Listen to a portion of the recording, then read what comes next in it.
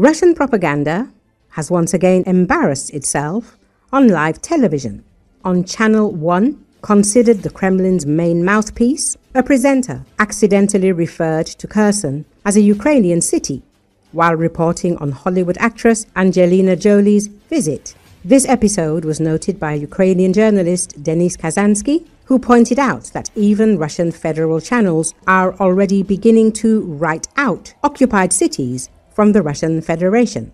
The journalist emphasized that such slips of the tongue are criminal offenses in Russia, but in this case, he said, no punishment would follow.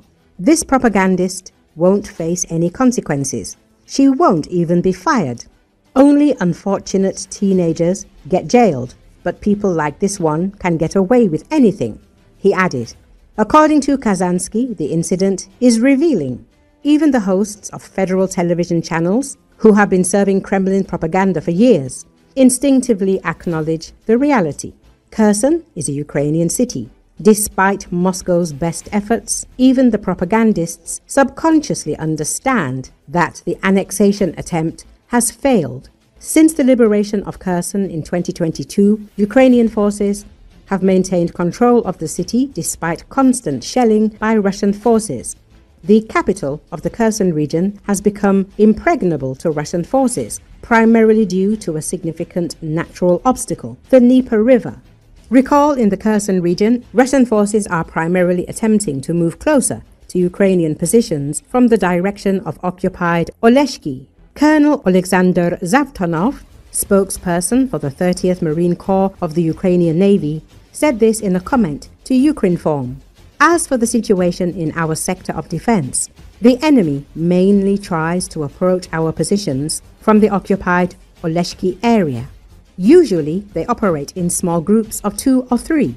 Our reconnaissance assets detect these groups in time and strike them as they approach our positions, Zavtonov said. According to him, Russian troops are also attempting landings in the island zone. Sometimes they manage to do so, after which they hide there, waiting for rotation, abandoned by their commanders. Most of them are killed, and only a few are lucky enough to surrender to Ukrainian forces. The colonel said that over the past day, units of the 30th Marine Corps successfully repelled an assault attempt near the Antonivsky Bridge on the left bank of the Dnieper River. At the same time, Russian troops made 4 more attempts to advance toward Ukrainian positions, but were detected in time and forced to retreat after suffering losses under Ukrainian fire. The Russians continue to use a large number of drones. 343 FPV attack drones were launched over the past day alone, of which 324 were jammed by Ukrainian electronic warfare units. Zavtonov added that the enemy also continues shelling civilian infrastructure. 15 artillery strikes on 6 settlements in the Kherson and Dnipropetrovsk regions were recorded over the past day. According to the Marines, this is further evidence that the enemy continues its terrorist tactics of intimidating civilians, with peaceful residents suffering the most from the occupiers' attacks.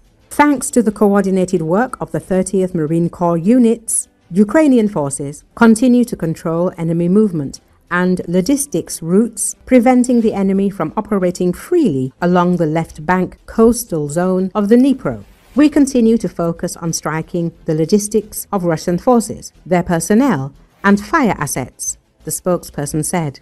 In the autumn of 2022, the Ukrainian armed forces liberated the right bank part of the Kherson region, including the city of Kherson. The part of the region on the left bank of the Dnipro remains temporarily occupied by Russian forces.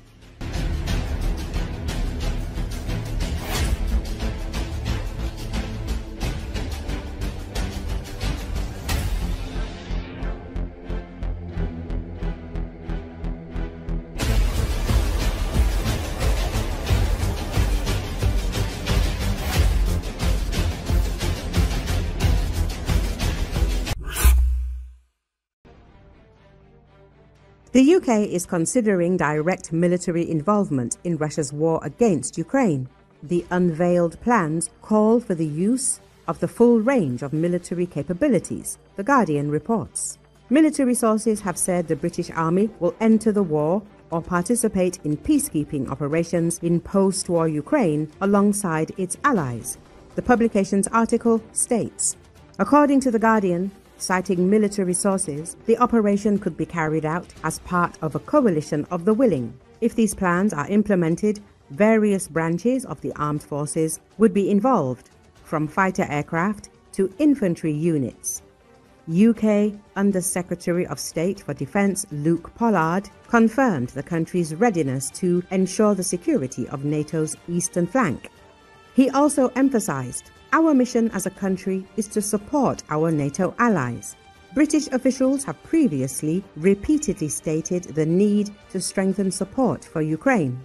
At present, Britain's military has announced the first delivery of Ajax armoured vehicles 8 years behind schedule and amid questions about their relevance as cheap drones dominate the battlefields of Ukraine.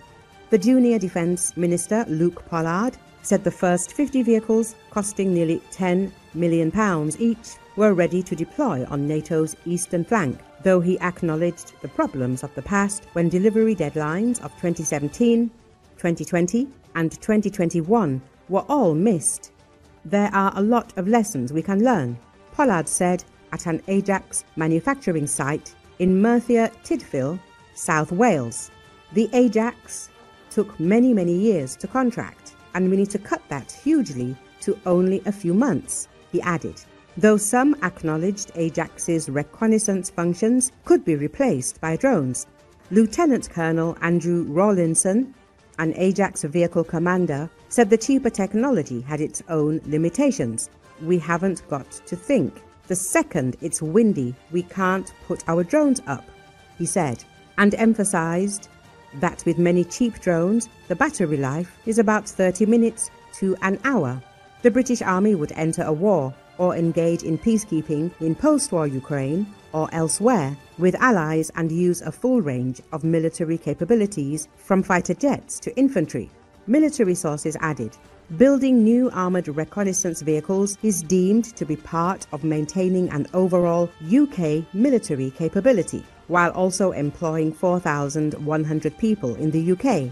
The Ministry of Defence has ordered 589 Ajax vehicles and their variants, with full delivery now due to be completed at the end of the decade.